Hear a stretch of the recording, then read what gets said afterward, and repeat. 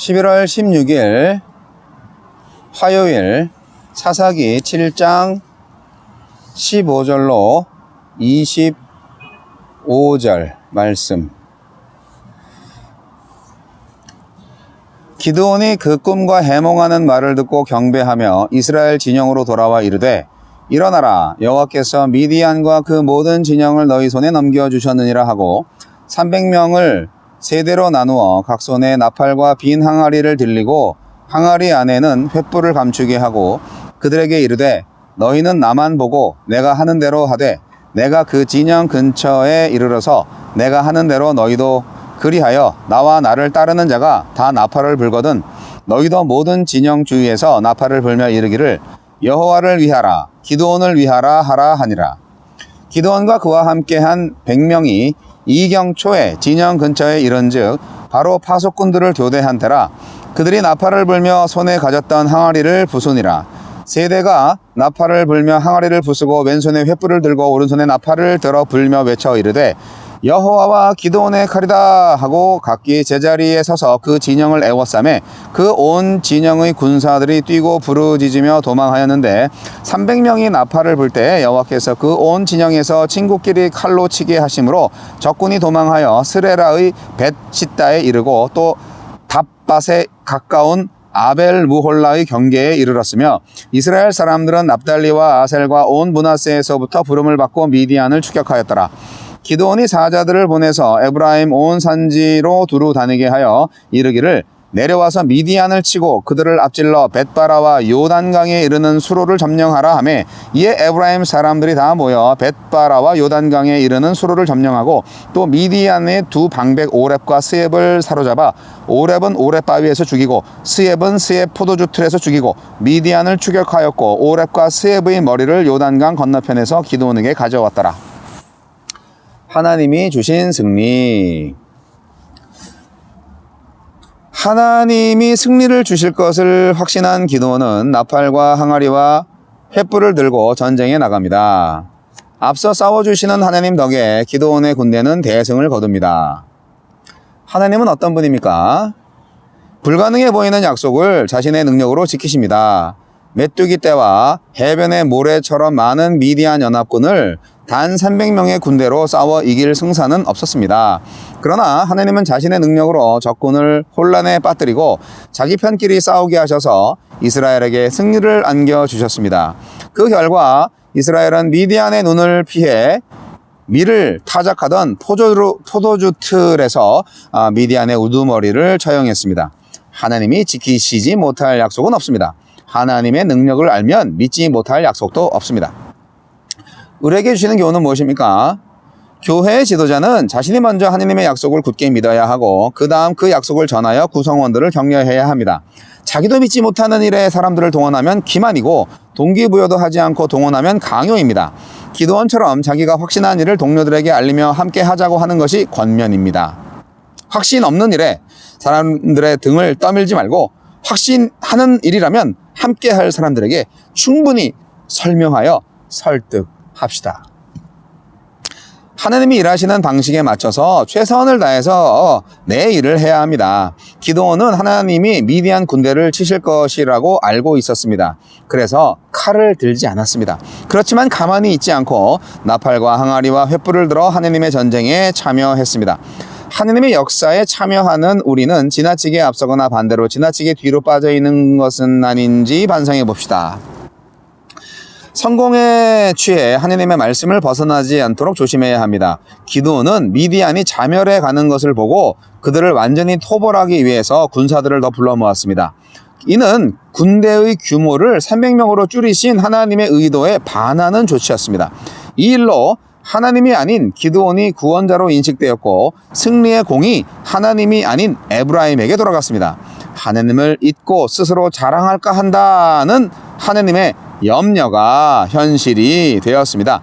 하나님의 영광을 가로채지 않으려면 하나님이 나를 통해 일하실 때의 일의 성공보다 순종의 성공에 마음을 써야 합니다. 주여, 하나님의 역사에 참여한 자로서 믿음으로 따르고 겸손으로 순종하게 하소서. 네.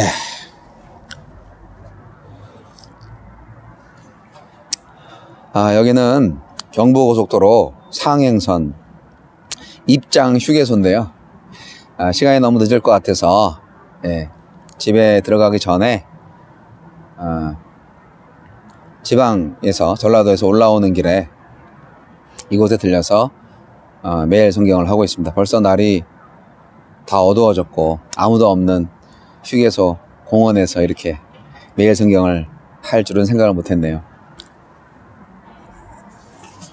조금 쌀쌀한 것 같아서 카페라떼 한 잔 따뜻한 거 시켜가지고 지금 여기 아무도 없는 공원에 들어와서 이 공원 안전등을 벗삼아서, 근데 너무 어두우니까 이렇게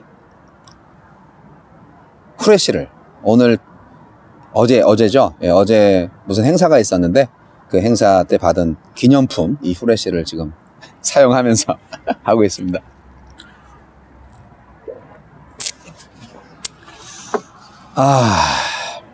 기도원 이야기를 하다 보면 참 신이 나기도 하고요. 울분이 터져요. 왜냐? 참 좋은데 참 아쉽다 라는 생각이 들기 때문이죠. 기드온과 100명의 병사가 먼저 들어가잖아요. 이경 초에 미디안 진영에 도착한다. 이경은 밤을 셋으로 나눈 시간 중 두 번째에 해당하는 10시에서 2시 사이를 뜻합니다. 그 한밤중에 이스라엘은 하루라는 단위를 해질 때부터 다음날 해질 때로 이해를 하잖아요. 히브리 사람들이니까. 저녁부터 이제 아침이 되는 게 하루예요. 창세기의 1장에 보시면 저녁이 되면 아침이 되는 이는 첫째 날이니라 이런 거 있잖아요. 그런 것처럼. 그래서 이제 밤 시간을 셋으로 나눠서 해 저물 때 그 6시부터 10시까지가 초경이고요. 10시부터 2시까지가 이경, 2시부터 해 뜰 때까지 그때가 삼경인 거예요. 그렇게 생각을 하시면 이경이 언제인지 이제 아실 거고요. 그때 이제 한밤중에 이제 짜잔 야간 습격을 한 거죠. 어제 말씀에서 기드온은 미디안의 병사들의 이야기를 듣고 우리가 승리하는구나 알았죠. 그들이 이스라엘 군을 두려워하고 있다는 것을 알아챘기 때문이죠. 하지만 기드온은요 소심하기도 했지만 또 치밀하기도 했어요. 그래서 무턱대고 그냥 쳐들어온 게 아니라 머리를 썼죠. 주도 면밀하게 작전을 세워서 역할을 잘 분배합니다. 그리고 뭐 그렇게까지는 할 필요가 없는데 더 주도 면밀하게 여호와를 위하라 기드온을 위하라 그렇게 구호를 정했어요. 여호와를 위하라까지는 좋은데 기드온을 위하라까지는 좀 오버 아닌가 생각이 들어요. 하나님의 지도자로서 말이죠. 그래서 기드온과 300용사의 승리 역시 100% 하나님을 의지하고 하나님께서 전쟁을 해서 하나님만이 영광을 받게 한 전쟁은 아니었다라는 생각이 드는 거죠. 하나님, 그러니까 여호와를 위하라는 구호만 만들었다면 괜찮았을 텐데 여호와를 위하라, 기드온을 위하라 이렇게 한 거는 좀 아쉽다는 거죠. 하나님만 영광 받아야지 굳이 기드온을 위하라는 구호까지 외쳐서 할 필요가 있을까요? 나중에 이제 여호와의 칼이다, 기드온의 칼이다 그렇게까지 외쳤잖아요. 네, 그런 것은 결국 하나님을 믿지만 기드온도 믿게 만드는 그게 좀 확대되고 과장되면 하나님 없어도 기드온만 믿으면 구원받는다 그런 생각들을 하지 않겠어요? 그런 차원에서 볼 때 기드온은 지도자로서 은근슬쩍 하나님의 영광에 자기의 영광을 집어넣는 그런 오류를 범한 지도자였던 것이죠. 기드온과 군사들은 파수꾼들이 교대하는 틈을 타서 나팔을 불고 항아리를 깨면서 여호와와 기드온의 칼이다 그렇게 외치면서 공격을 개시합니다. 이 소식에 군사들이 막 뛰고 부르짖어 도망하기에 급급했죠. 이스라엘은 각기 제자리에 서서 그 진영을 에워싸면서 그렇게 한 건데 미디안은 혼란에 빠져서 결국 극도의 공포 때문에 자기 편을 치는 소동이 벌어집니다.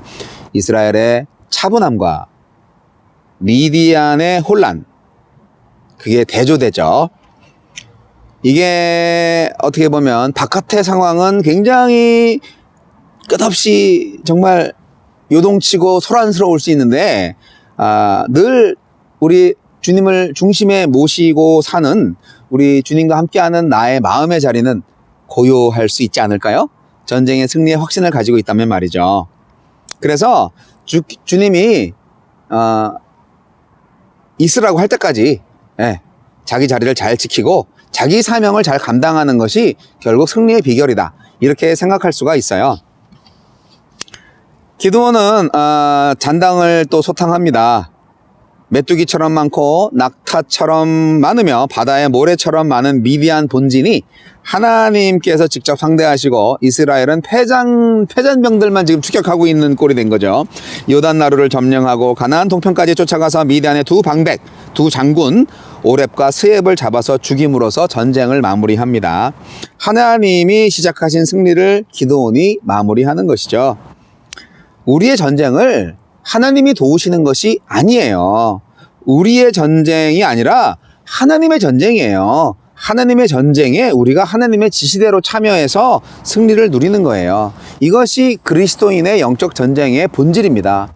내가 이거를 사업을 할 때 하나님 도와주셔야 됩니다. 이게 내 사업이 아니란 얘기죠. 하나님의 사업을 하고 내가 그 사업에 참여해서 하나님의 뜻대로 움직여서 하나님께 순종함으로 하나님이 성공하시고 하나님이 영광을 받아야 되는 거죠. 그게 진짜 그리스도인의 사업이 아니겠어요? 결국 내 사업은 아무것도 없어요.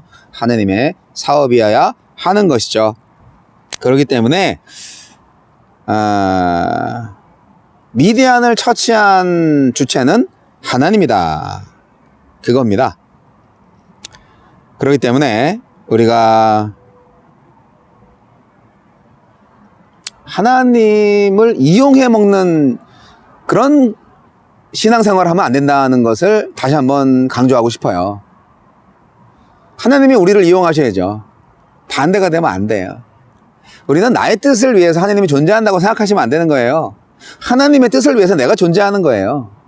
그런데 하나님은 폭군이 아니시기 때문에 하나님의 뜻에 순종하고 하나님의 승리에 우리가 같이 참여해서 영광을 누리는 것이, 하나님의 영광에 참여하는 것이 인생의 가장 큰 행복이라는 것을 우리가 알아야 합니다.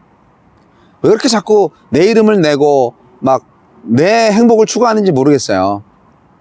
행복은요, 결과적으로 찾아오는 거예요. 하나님이 행복하실 때. 우리는 이러한 본질적인 신앙생활의 핵심적인 부분을 놓칠 때가 너무 많습니다. 자, 하나님이 주신 승리, 기드온의 승리, 그게 아니라니까요. 기드온을 사용하신 하나님의 승리, 그렇게 기억하시기 바랍니다. 저와 여러분의 인생에도 하나님의 승리만이 있는 인생이 되시기를 기도합니다.